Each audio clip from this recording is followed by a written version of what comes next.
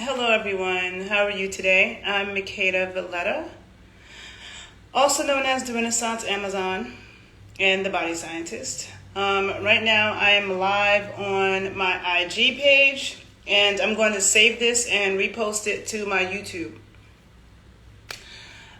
So I hope you are all doing well, and most of you probably know who I am, but in case you don't, a brief introduction. I have a background in exercise and sports science, nutrition science. I'm a birth worker, a dancer. I'm a nerd, okay? I love to read and study and critically think. So in everything that I do, I'm always encouraging critical thinking, which is something that I feel like is truly lacking these days. But you know, there's so much propaganda, and in defense of people, I guess, you know, I do spend a lot of time digging deep and researching. Everyone doesn't have that kind of time. And I probably don't either because I have other things to do. But anyhow, today I just wanted to do a brief video about Clubhouse, okay? I don't know if most of you know about Clubhouse, but I felt like I was all social media out, okay? Just keeping up with YouTube and Instagram and Facebook is enough for me, okay? I'm not on TikTok. I'm not on Twitter or anything like that. But people kept talking to me about Clubhouse. And until it was somebody who I highly respect told me that I should be on it. And since I've gotten on it, I can tell you I feel like it's very beneficial, especially for people who are really trying to learn more and find their tribe, okay? So, you know, but like everything, there's pros and cons. So I just wanted to say that I find it to be a very useful tool. So for those of you who are not on it, basically, I'm going to try to briefly describe it. But it's an app where, you know, people are having conversations, okay? And there's different conversations about different things, different subjects, and each conversation in room is run differently, okay? For myself, I've found, you know, like I'm very much into researching about cannabis medicine, and, you know, I've learned a lot, like, from the person who, there's a cannabis oil that I sell called Miracle Nut. It's cannabis-infused coconut oil, and also the company makes tinctures as well and other concentrates. And I have worked with a number of clients who've used it medicinally for a number of different reasons, okay? Even myself, I have videos where I talk about it. For pain, for inflammation, people who have been on chemo, people who have arthritis, burns, bites, all kinds of things, okay? And, you know, and as a nutritionist and a trainer, my approach to health is very holistic. You know, like I'm very anti-pharma, big pharma, which is why I'm not taking the vaccine, okay? No way, no how am I taking that vaccine. I don't care what country I can't go to, oh well, okay? I'm not taking a vaccine that's going to very likely give me some serious health problems, okay, in the future, just so I can go to Paris or something. I don't care. I've done a lot of traveling in my life. Wherever I can't go, oh well, not taking it, okay? I feel like, you know, a lot of people are followers. A lot of people do things to appease other people.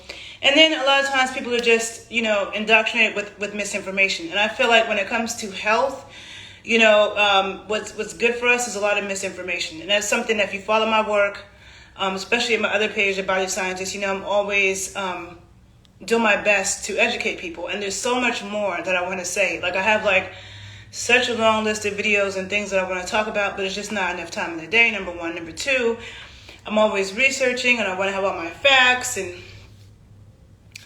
But with that being said, you know, cannabis is, as a medicine, is very useful for a lot of different conditions. And I have sat and listened to so many conversations with medical doctors and pharmacists who are, you know, cannabis researchers and practitioners, people who are patients and who've used it for a variety of things, talking about it. And when I listen to the scientists, because I do have a science background, but one thing I always say is that science never confirms anything that indigenous people didn't already know. I always say that.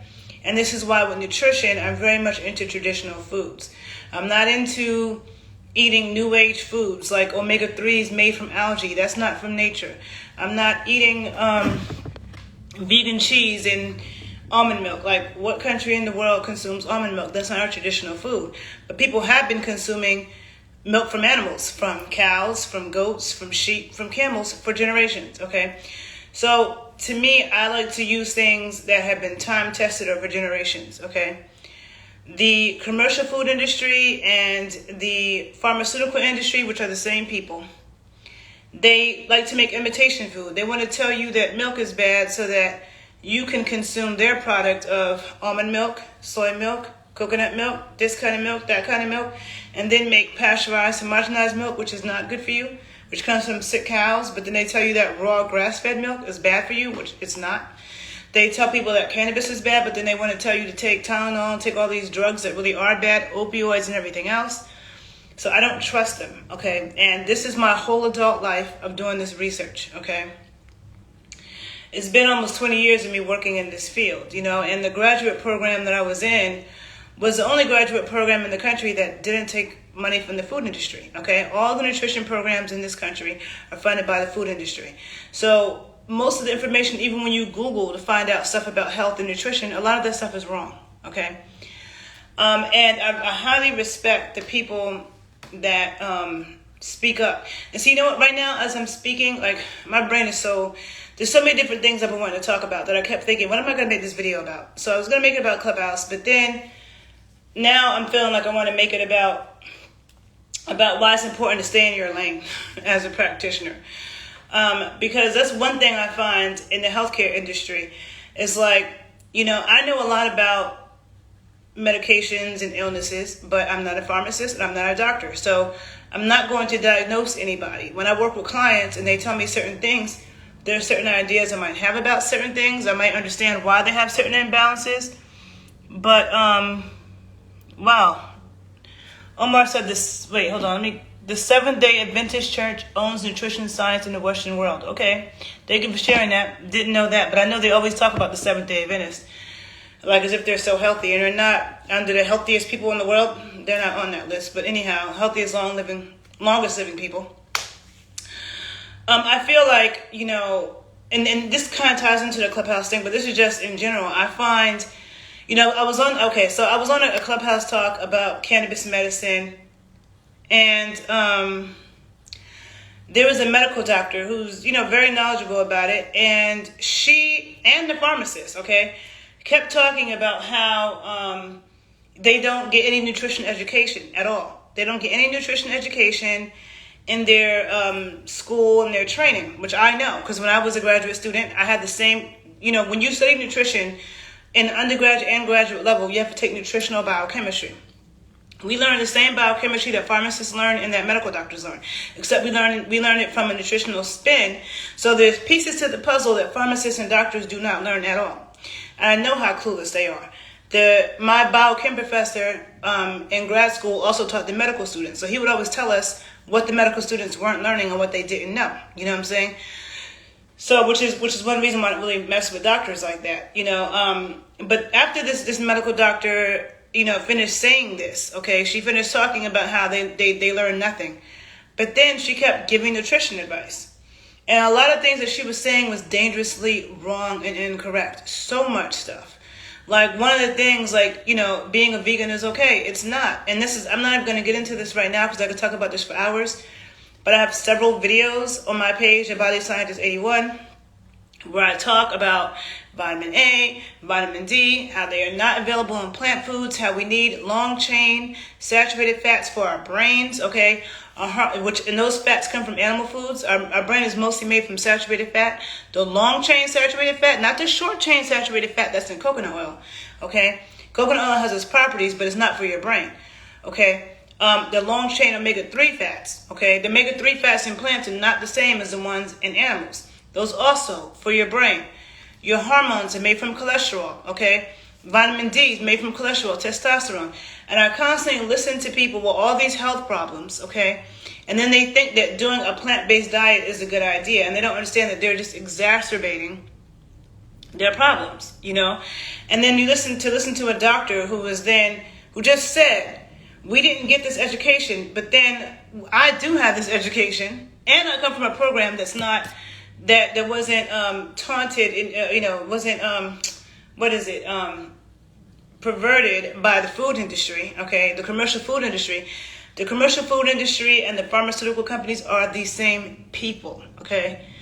Doctors are miseducated and nutritionists are miseducated. This is the reason why I decided not to go, tainted, thank you. This is why I decided not to go into becoming a registered dietitian and working in the hospital, because I didn't want to lie to people. And so I find it interesting because people always look at doctors as if they're the know-all of health, and they're not, okay? They're not. When people say, ask your doctor if you can start this exercise program, like let's say you have a certain health condition, and they say, ask the doctor. Doctors aren't trained in that either. Exercise physiologists are. That's the other part of my training. Exercise physiology, sports science, nutrition science. An exercise physiologist can look at any health condition and tell, if you're ready for exercise and what kind of exercise. Because exercise can be therapeutic or detrimental depending on the kind of exercise you're doing. Okay? But doctors don't know that stuff. So all exercise is not good exercise. Okay? So people will go to doctors for stuff like that. People will say, oh, you're using these herbs, talk to your doctor. But doctors don't know anything about herbs. Okay? They don't know anything about herbs. They're not herbalists. So there's a bunch of issues. Doctors, what they're taught to do is to diagnose based on a set list of either tests or symptoms. And, you have these things and they diagnose. And based on this diagnosis, there's a set protocol using big pharma to so-called help the condition. Not cure it, but help it. Or, appease the symptoms or whatever. Treat the symptoms. So the fact that, and a lot of doctors have a big ego. And in my experience of working with doctors as clients, or, I remember when I was in my early 20s, I worked in some corporate fitness centers inside of some of New York City's, biggest number one hospitals. And just doctors that I've known in my life, they are clueless, okay? All the doctors that I've seen, whose houses I've been to, who I've been up close and personal with, they eat the worst food. They have no idea how to take care of themselves. When I remember seeing them come into the gym, they would do the most retarded things in the gym. I'm like, okay, I know you may not be a trainer, but you should have common sense to know that if you throw your body around like that with weight, you're going to throw your joints out of place. They just, to me, are totally disconnected to how the body works and health, okay? And with my own parents, who are in their 70s, whenever they go to the hospital or the doctor or anything, I'm always there seeing what's going on and understanding. And a lot of things that they say doesn't make any sense. So I'm just going to say that everybody thinks they're a nutrition expert. That's the thing that gets on my nerves because, I feel whether it's lay people, there's so many lay people that are always giving nutrition advice, who don't know what they're talking about. They haven't spent the time doing the research. Or it can be other practitioners. Now, I know a lot about anatomy. I have studied anatomy and kinesiology in depth, having a degree in exercise and sports science, but I'm not a massage therapist, okay? So yeah, massage therapists also study anatomy and kinesiology and stuff like that, and so do I. But I'm not a massage therapist, and they aren't a trainer. It's still two different fields. So I think it's really important for healthcare practitioners to stay in their lane, and I feel like people definitely don't do that in the field of nutrition. Everybody wants to give nutrition advice when they haven't done the work, and that's dangerous.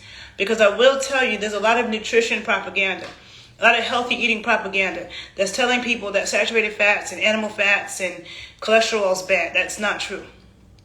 Okay? Telling people that, you need to eat, eating raw kale and drinking kale juice is good. That's not true. It's funny because I grew up eating kale, right? It's a traditional food in my house. And you cook kale the same way you cook collard greens. You cook it for hours. Nobody eats raw collard greens, okay? Let me know. Anybody who grew up eating collard greens, do you know anybody eats raw collard greens is going to put collard greens in a blender and drink collard green juice? No. People don't cook collard greens like spinach neither. You don't put it in a skillet and saute it for a few minutes. No. Okay? You need to cook collard green in a liquid, submerge in a liquid, and simmer it for hours. Same thing with kale. If you don't do that, it's toxic, actually. It's hard to digest, and it has a lot of anti-nutrients in it, and phytic acids and oxalates that pull nutrients out of your system. Okay, so it's all this new age stuff, and it drives me crazy. Now, in some ways, I'm like, okay, well, it's not my health, it's not my body. But I do feel sorry for people who are really trying to be healthy, and, they're doing all the wrong things because they're listening to the wrong people or they're believing this healthy eating propaganda. So if you don't follow me on my page, The Body Scientist, I suggest that you should.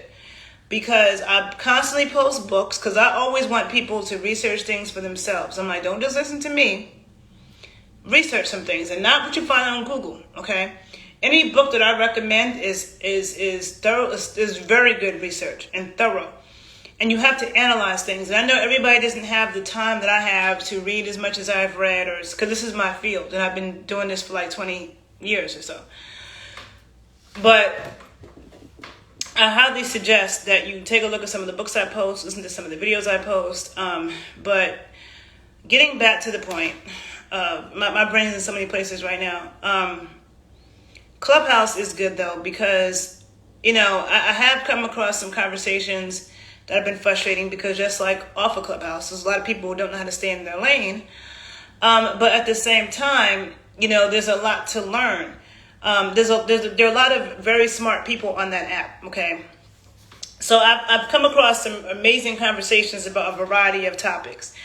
And I do feel like anecdotal evidence when it comes to your health, anecdotal evidence it does count for something, okay? If you have a bunch of people telling you that they use cannabis for this health condition and it helped them, that's valid to listen to.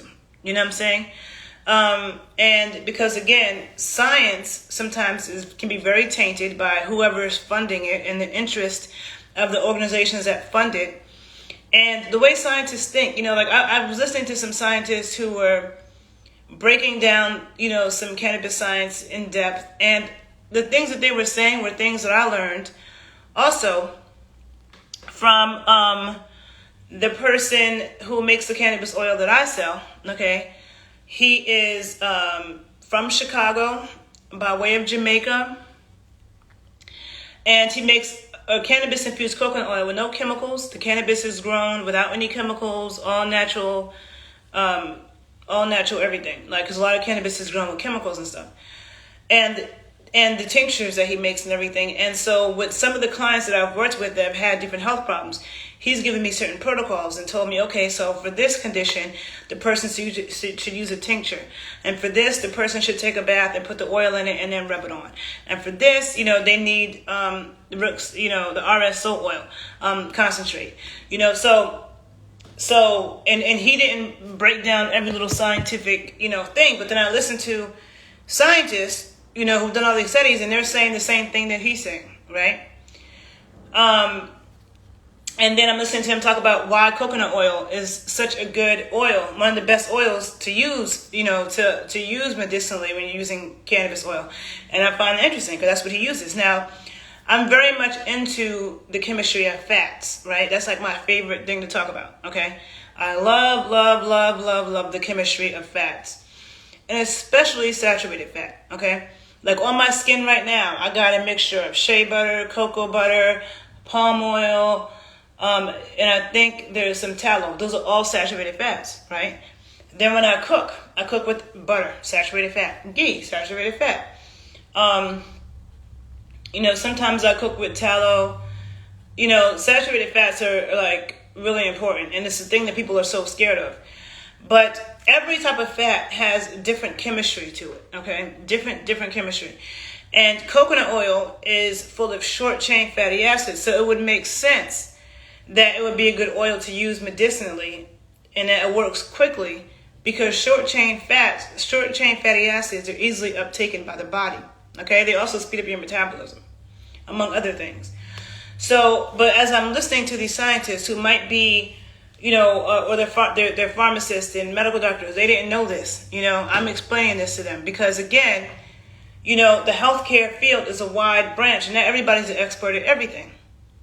Not everybody's an expert at everything. Polyunsaturated fats are my least favorite fats because they're not that important. They have their place, but they're overly hyped and they're very unstable. Okay, they're not good to cook with. You don't want to cook with polyunsaturated fats.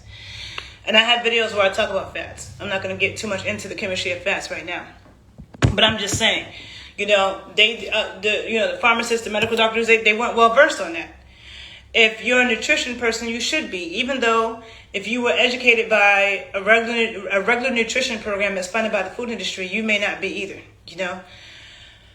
Anyhow, so I guess this conversation ended up being about two things. It started off with me wanting to talk about Clubhouse being a beneficial tool for education, finding your tribe.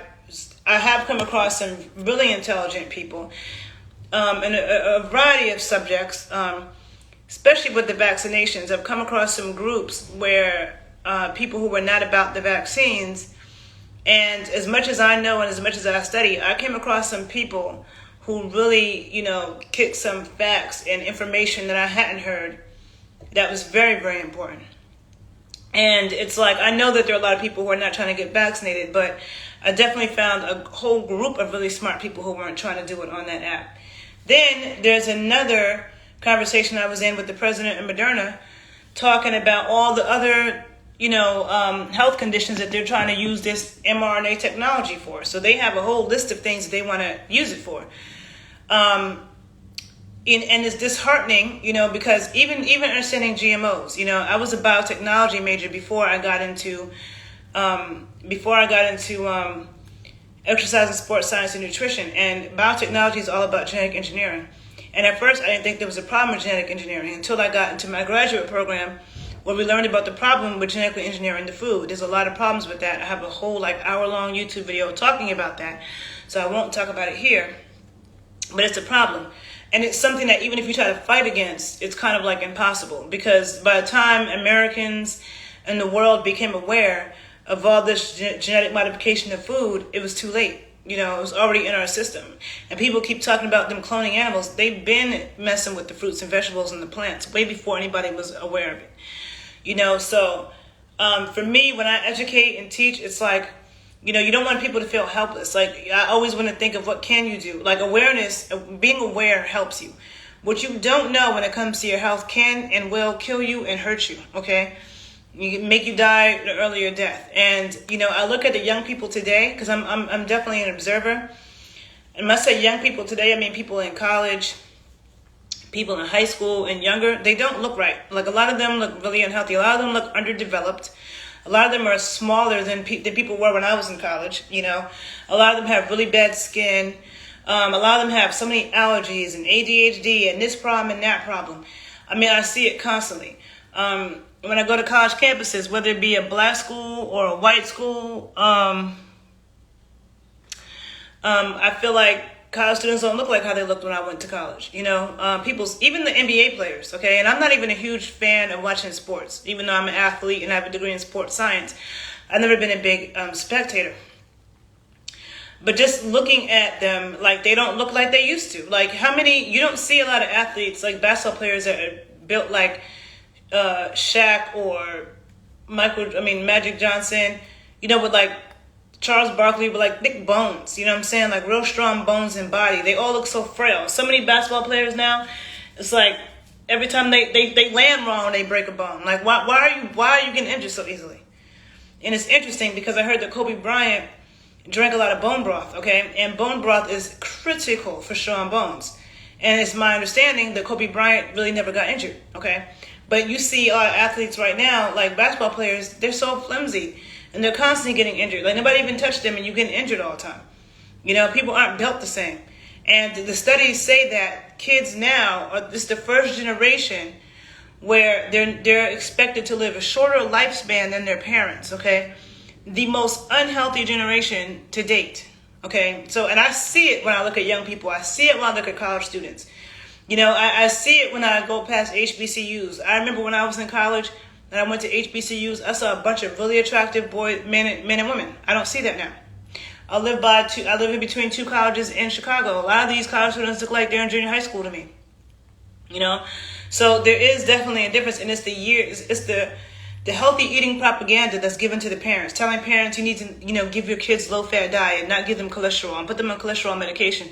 When the fact of the matter is, you need lots of saturated fat and cholesterol when you're growing, when you're young, and just throughout your life, also when you're older. Okay, but they tell parents the reverse, and got all the, elementary school teachers tell me that they have a lot of kids who are on all these medications. That every day they're giving out all these medications. So I'm just thankful that I know what I know. And I'm always going to do my best to educate the masses, to those of you who do care. It is frustrating to me sometimes dealing with people who just, like listening to doctors who don't know how to stay in their lane, or other people, whether it be other practitioners who are not nutritionists, or whether it be layman people who are just think they know, okay, and they're telling people the wrong information. And I definitely never wanted to be responsible for somebody getting sick because of advice I gave. Okay, so I've always been very careful with what I do with my own body, and also the advice I give to my clients. And there's never once that I've had to backtrack on something that I've said. Back in the day when everybody was on this tofu soy milk kick and they thought it was good for you, and then they started finding out that it's not. There are people that had to retract those statements. But if somebody was listening to you and did that, and now they have hormonal problems because they were doing that for the past 5, 6, 7, 8 years, now you have that blood on your hands. I never wanted that, so I never was a vegan, okay? I can tell you you hear people and doctors saying, oh, it's just about how you feel. That's not necessarily accurate, because sometimes people make themselves think that they feel good, right? But it's really more so about what is the long-term effects, right? And what does your blood work say? Have you had your blood work done? Have you seen what your levels of vitamin D is, your levels of vitamin A, your levels of iron, of certain B vitamins? Have you? Because, and then there's certain nutrients that you cannot get from plants. But people will say, oh, just take a B12 supplement. Oh, just take an iron supplement. No. I'm not into all those supplements because they're toxic. I believe in real food. If somebody says, oh, magnesium helps this problem, I don't think of telling people, oh, take a magnesium pill. I think of what are the best food sources of magnesium? What are the best food sources for omega-3 fats? What are the best food sources of vitamin D? Not, oh, go take a vitamin D pill, because that's artificial. It's not the same chemical form that we get from food. So, and one thing that I've definitely learned is that we cannot outsmart nature, okay? We cannot outsmart nature. Whenever science thinks it can bypass nature, it backfires on you. I have seen that. I believe it full on. And even with the COVID thing, you don't see people dying of COVID like they were last year this time. And there are frontline workers who talk about what happened in New York and other places where the hospital was killing them. Okay, people were dying from hospital treatment. People were dying because the hospital wasn't giving them any medication, because they were saying, we don't have any medication that proves it works. But they were putting them on ventilators, and the ventilators were killing people. I know people now who've gone to the hospital for COVID recently, and they're fine. Even elderly people, because they treated them with medications, and they're fine. The whole idea of a vaccine, and just now when I was in New York City, just last week, I was talking to an EMT worker in New York City. He told me he hadn't seen a legit COVID case in the past 6 or 8 months. But what he has seen are people that are calling because of side effects in the vaccine. I'm trying to see what somebody...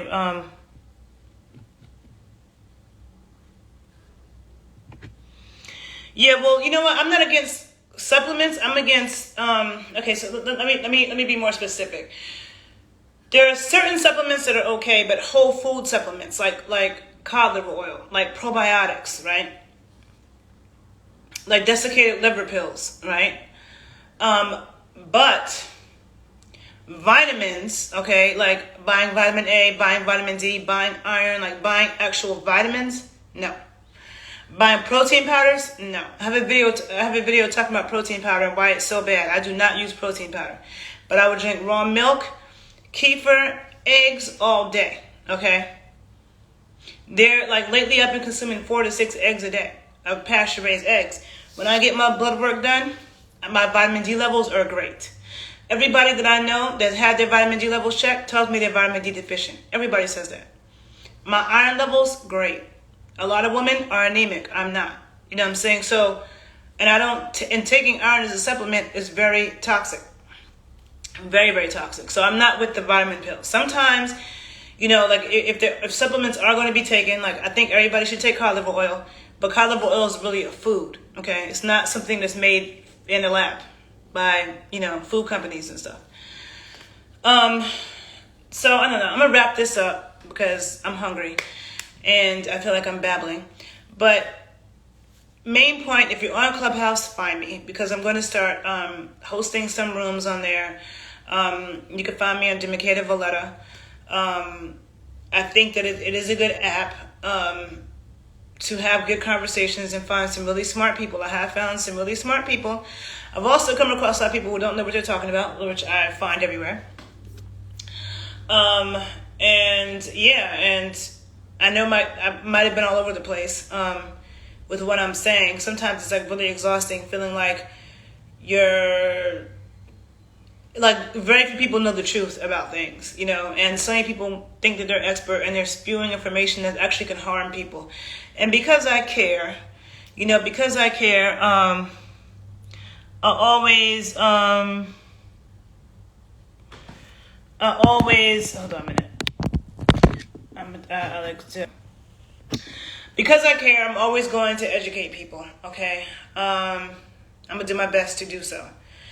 And I respect those who do that work. There are a lot of medical doctors and scientists who've spoken out against the vaccine who are totally not with it. I post that stuff on my page all the time. You won't see that on the commercial media news because you know why? Big Pharma pays their bills. So the way the commercial media works, you can't go on there and say anything that's against the advertisers. So the food companies also advertise on the news and on television, commercial media. So you're not going to hear people that are telling the truth and have a different opinion about it on those stations. So this is why, and this is the one good thing about the internet. There's a lot of bullshit on the internet, but there's a lot of truth on the internet if you know how to research properly. Unfortunately, a lot of people don't have critical thinking skills. They have a hard time deciphering fact from fiction. So as I'm here, I'm just going to try my best to guide people to good sources. And you can use your critical thinking skills and figure out for yourself. But I definitely think veganism is an eating disorder. I have seen so many people talk about these health problems they have, and they're on a vegan diet, and they're not going to get the nutrients they need from it. A man with low testosterone, you need cholesterol, okay? Testosterone is made from cholesterol, okay? Period, point blank. You have vitamin D problem, you need cholesterol. I don't care how much you're in the sun, because vitamin D is made from a cholesterol backbone. If you don't have cholesterol in your blood, you can be in the sun all day, you're still going to have vitamin D deficiency. Okay, so anyhow, my approach, I have a scientific background, but my approach to everything is traditional, ancestral foods and ways of being that have shown to work over generations, okay? So this is the reason why you might see me dancing half naked. Well, you know what? Before we were colonized, we were naked. If you had melanin, we were in the sun with no clothes on. We might have had a little something around our waist, a little cord, some beads, that's it, okay? Mother, grandmother, and child was topless. No bra, in the sun. Men weren't raping women, okay? In order for a person with melanin, and the more melanin you have, the more sun you need to even get enough vitamin D from the sun, all right? Most people nowadays, even if you live in Florida or the Caribbean or Africa, have on too much clothes, and they're inside too much to even get that. But then we shame the people who walk around half naked, right? People see, I listened to a conversation on Clubhouse yesterday where people were talking about shaking and qigong and all these different modalities that use shaking to shake off trauma. And I'm like, that's what I've been saying my whole adult life about dances from the African diaspora. Whether it's Brazil, whether it's Colombia, whether it's Venezuela, whether it's Atlanta, whether it's New Orleans, whether it's Cuba, whether it's Haiti, whether it's Dominican Republic, we shake and we gyrate. And the effects of slavery, the trauma of enslavement in the Americas, those dances were birthed out of that. Okay, there's a difference between Afro-Indigenous dances in the Americas and straight African dance, right? But when you shake your body and you gyrate, it helps to reset your energy fields. It helps to shake trauma off. Chinese medicine talks about that. The importance of circling your hips. Well, Afro-Indigenous people knew that too. But that gets overlooked. Oh, that girl, she just shaking her ass. Well, it has healing properties, whether she knows it or not. Everybody can't articulate all the science behind some shit, but they've been doing it for generations for a reason. So I feel like if you're an Afro-Indigenous person and you're insulting another Afro-Indigenous woman or a black woman, or for dancing like that, and you're like, oh, she's disrespecting herself. No, you disrespecting yourself. You sound like the colonizer. It's the colonizers who came over here with that perverted mindset, and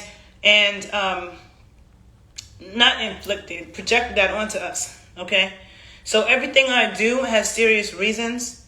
It's backed by indigenous science and real science. Western science. Indigenous, let me not say real, because indigenous science is real science. But like I said, Western science doesn't confirm anything that indigenous science didn't already know. Okay? And so that, is just, I'm going to start some talks on Clubhouse because, I've been on it now for like a month. I've heard some interesting people. I've also heard a lot of bullshit. And I feel like it's time, to start opening up conversations. So if you're on Clubhouse, please find me. In the coming week, I'm going to start doing more things.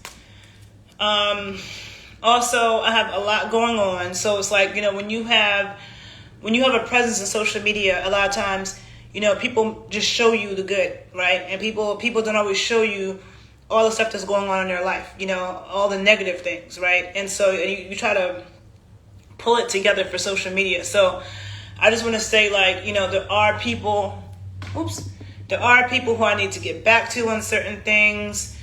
Every day's a struggle, just being one person doing all these things. So as I, have to constantly work on my brand because I am my business, I also have, people and clients that I'm working with who I have to get back to. So I'm trying really hard to balance that right now. And I'm always available to work with people, evaluations, but I'm trying to get more into classes and education. It's just a lot. But anyhow, if you learned something from this, somebody said, if you learned something from this, please like it, please share it. Please follow me on my YouTube page, The Body Scientist 81, and my IG page at @the_body_scientist, okay? And hopefully I'll see you on Clubhouse, and I'll talk to you guys later. Bye.